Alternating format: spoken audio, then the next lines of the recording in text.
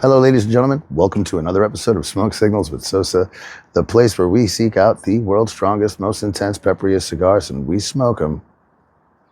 See if they live up to the hype. Today, we're going to smoke a cigar sent to us by our good friend Peter of the Cigar Collective.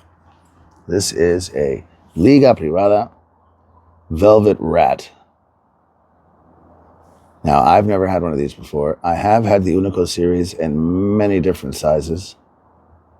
I don't know if this is doing it for you or not. But never the Rat, which is a long sale, right? I'm a big fan of the papas fritas. In fact, I even enjoy the nasty fritas. It's just a nice, quick, short smoke with a little bit of punch when you need it, right? Unico series is good. So let's give this a try. I hope everyone's having a fabulous day, or at least as good as it can get.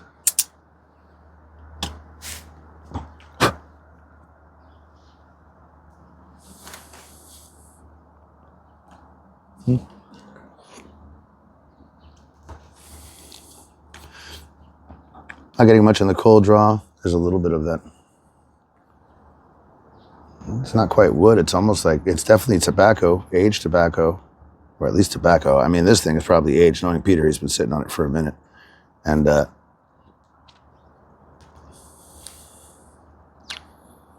no, it's got this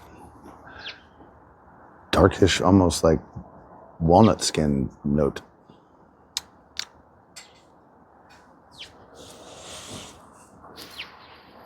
Not a lot to smell off the foot, other than just tobacco. But I'm digging it. Very nice. This is a 6 1/4 by 46 Lonsdale. It has a Connecticut broadleaf wrapper. It's a Brazilian Mata Fina and the binder. And the, oh no, I'm gonna sneeze.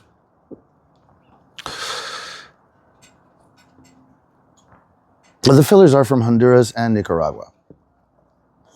Let's give this thing a light. Got some swag I got when I went to Smokinos back in May. The Flying Pig cigar rest, the ashtray, and this pretty cool desktop lighter that I thought, you know, I'm never going to use this thing. It's freaking. But here we are. I thought, what better opportunity than right now.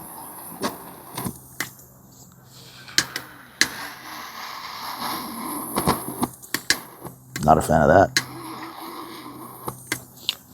I only put a little bit in there. Because I thought, you know, I'll probably use it this one time and never use it again, so why fill it? Now I kind of regret it. But whatever, here we are. Imperfections and all, just like the Lord made us.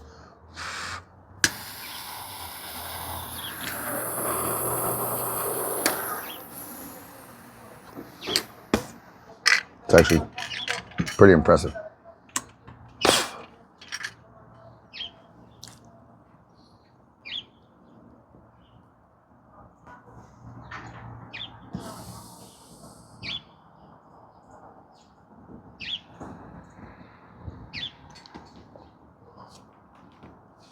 Right off the rip. Nice little sting right here. I'd put it at a 2. It's nothing super intense, but man, it was persistent on that retro right here. Real good. Just under the sinus, or to this, just next to it.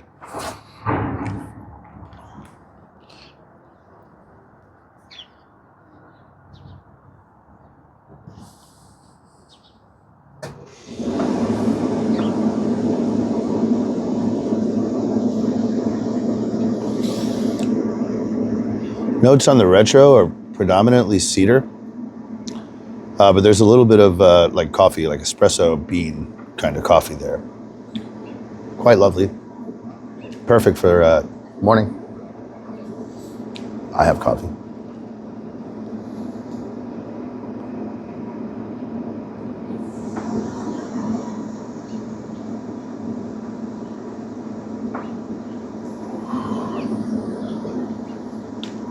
On the palate, there's that like dry walnut skin. Like, you know, the skin between the seed and the nut and the shell. Just like that little, it's a little bit of that. So it's like kind of dry and bitter, but not really, you know, because it's not very predominant. I'm getting lots of coffee and cedar on this so far. Pretty nice. Very rustic wrapper. Veiny, little sumbitch. It's kind of dark over here. I guess I should move my camera before we come back. I guess. Or I should just get a light and just spotlight myself while we're out here. Or I can move closer, or I can move you closer. I'll think about a lot of things that I should do in between segments.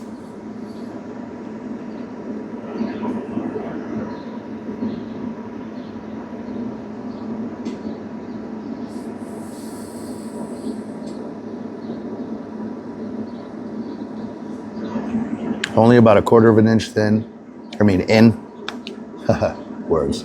I'm only about 1/4 of an inch in, but the ash so far seems very white to grayish white. Burn line is pretty perfect. Smoke production is definitely nice and obnoxious, just like Liga Privada, just like you expect.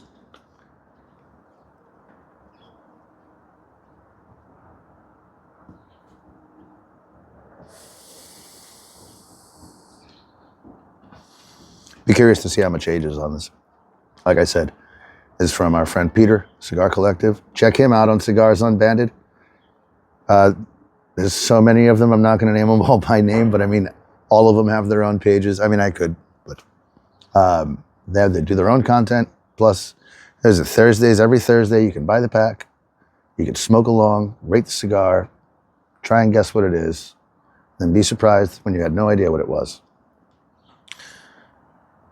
And then they do Cigars and Friends on sometimes Saturdays and sometimes Tuesdays. Then there's like Cuban Sundays.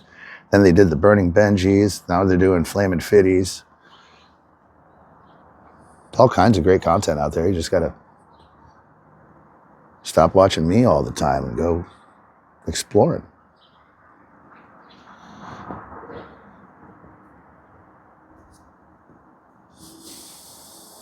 This is delicious, Peter. Thank you so much. Still, I'm getting mostly coffee. Like just black coffee, you know? Some cedar. There's cedar notes there. And that's mostly what I'm getting right now. There's probably nuanced flavors that I'm missing or I'm not paying attention to because I just don't really care that much right now. Or I'm just talking too much and not getting it. I don't know. You decide. Go find one. Go get it. And tell me how you're better than me.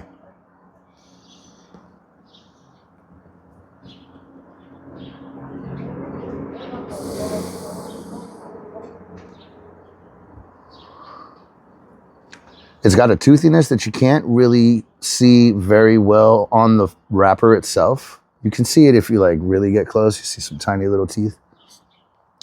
But it's cool while it's burning. You can see it in the ash. It develops toothiness.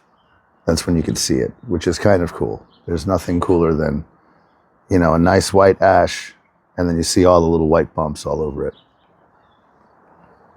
Anyway, I'm gonna smoke the first third. We'll come back and talk about it. See you in a bit.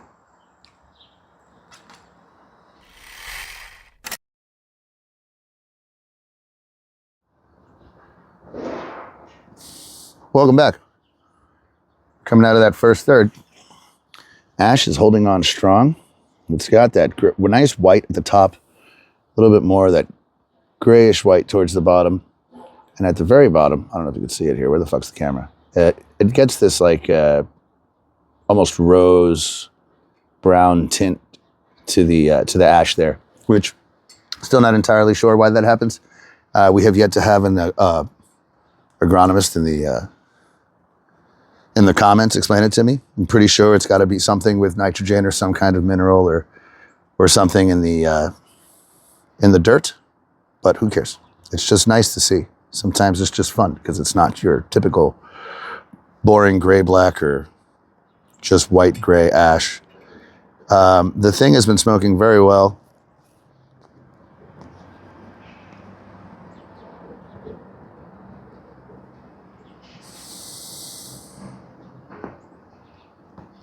Great smoke production. Have been some flavor changes in a positive note, right? That dry walnut skin kind of dry bitterness that we were getting is pretty much gone.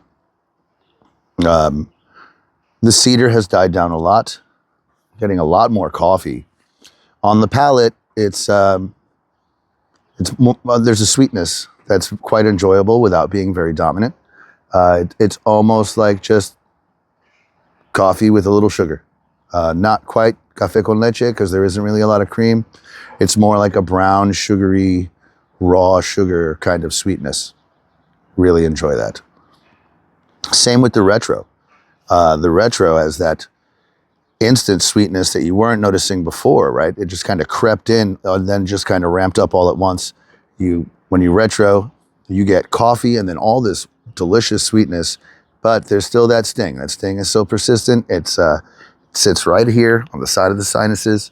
For me, I'm going to say at most it was a 3, but it kind of just lingers at about a 2, which, as Ugo would say, for normal people, that's probably a lot stronger. But it's really delicious. So far, this is a cigar I didn't know I needed in my life. Sometimes, and we're all guilty of it, we shop with our eyes.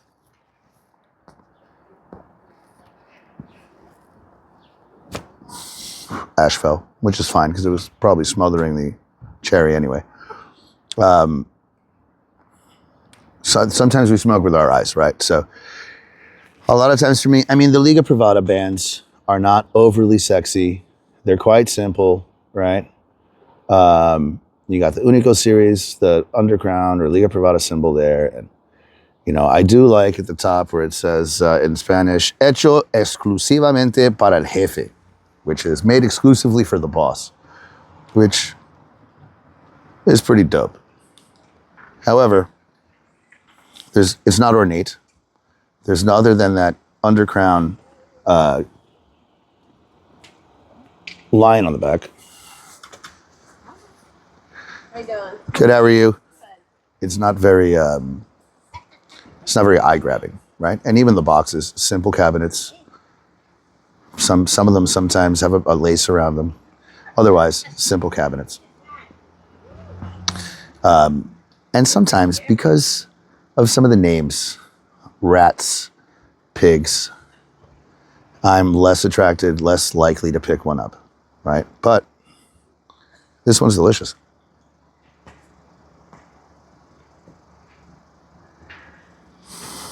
And it's pretty cool how different it tastes compared to others of the same line that I've had, like the Papas Fritas, the regular Unico series.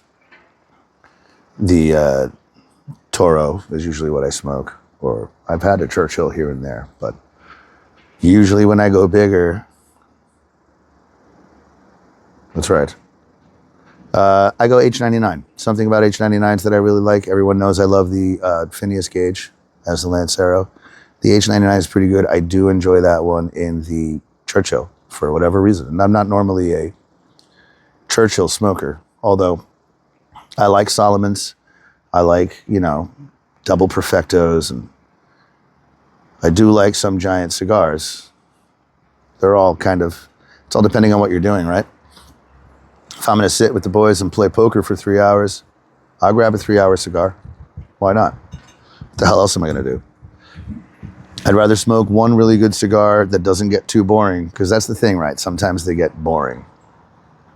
I remember a year or two ago, my buddy Shaq and I, we split a CRA pack.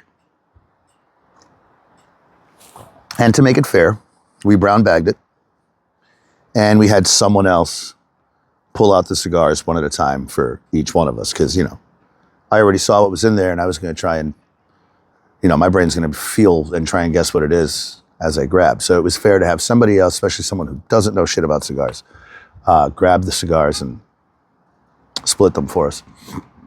And I wound up with an Oliva V that was I think it was I don't even know what the fuck they call it. It wasn't a Churchill, it was Presidente or some shit, but it was like 8.5 inches or 9 inches by 52.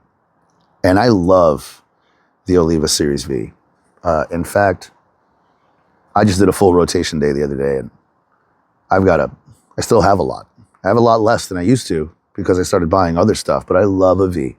It's one of my go-to cigars in almost any size. I have the 660 Special Figurado, which is phenomenal, right? I like it because it's bulbous on one side, so you get the initial shock, and then it tapers down as it goes, and you get a lot of. I find you get a lot of coffee notes from Oliva, especially the Oliva B with it still being full-bodied. The Lancero, second to none, especially if you leave some in there, you forget you have them after about 2 years. Chef's kiss, right?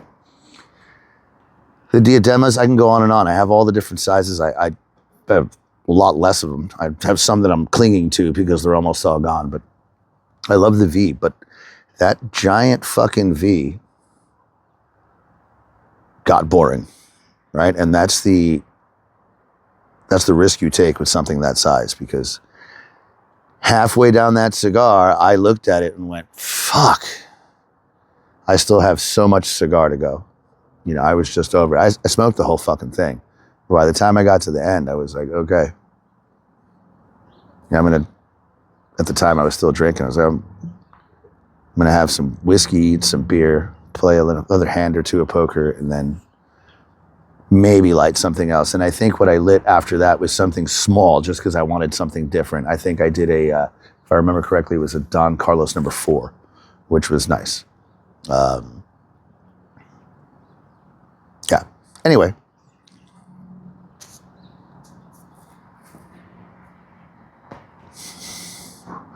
With my luck, these will be hard to find, and I won't be able to find any.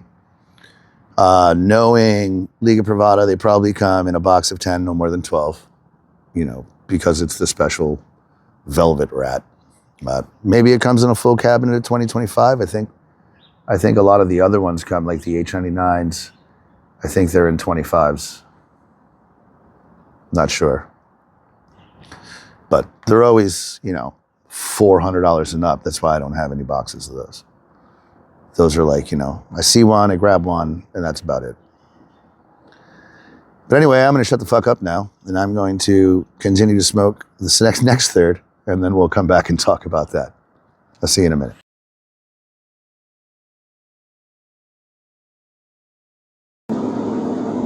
Welcome back. There was a minute there where the wrapper started to burn a little uneven. I even got this like dragon mouth thing happening at the ash. I took a picture. So I did have to touch it up just a little bit on the one side to get the wrapper to burn even again. It's burning nice and fairly even now. The flavor profile is pretty consistent. There's a lot less sweetness in that second third.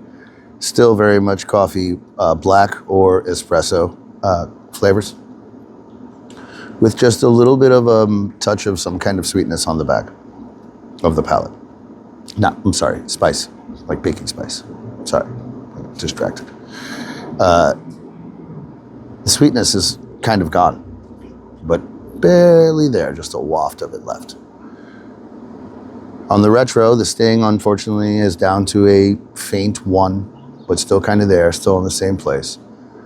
More of the same, espresso, coffee, not very sweet. It is very savory at this point. Once you draw in, your mouth begins to water. Smoke production is still phenomenal, borderline obnoxious.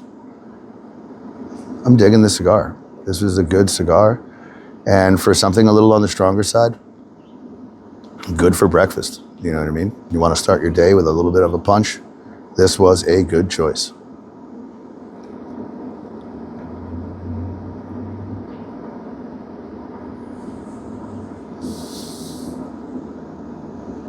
Ash is still very white. A little bit of that like bronzy, rosish color that comes through now closer to the top, where before the top was very white. And as it pushed away from the white, you saw those other colors. Now you can see that bronze tint throughout the ash, even at the top. I'm gonna go ahead and take the band off and put that in my pocket. I mean, great little cigar. And I do love that Corona size. You know, again, back to Vitolas. They can make or break any blend. Some people do really well in the smaller Vitolas. Some people do really well in the bigger Vitolas. Some kind of showcase a little bit of a different nuance from size to size to size to size. And this is very different from some of the other sizes I've had, but this is quite enjoyable. If I didn't know any better, If I didn't know any better, I'd put this at medium full to full. It's very good.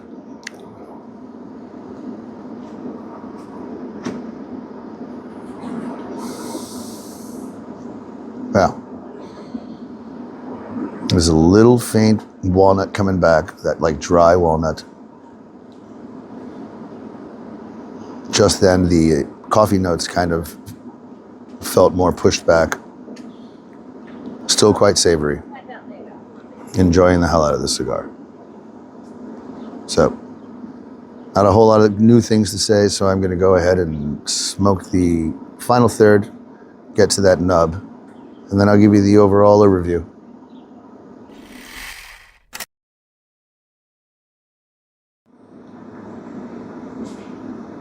I nubbed it because I loved it.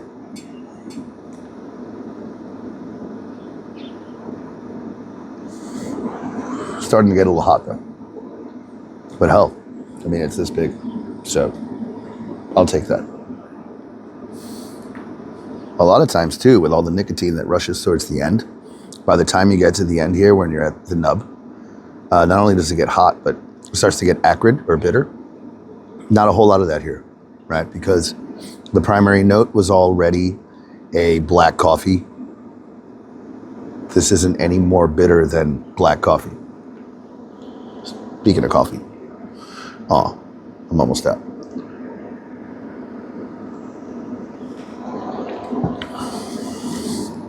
This cigar is phenomenal. Well, phenomenal might be a strong word. For me, it is a very good cigar. Quite enjoyable. Flavors of coffee throughout. A little bit of sweetness that came in and then kind of went away.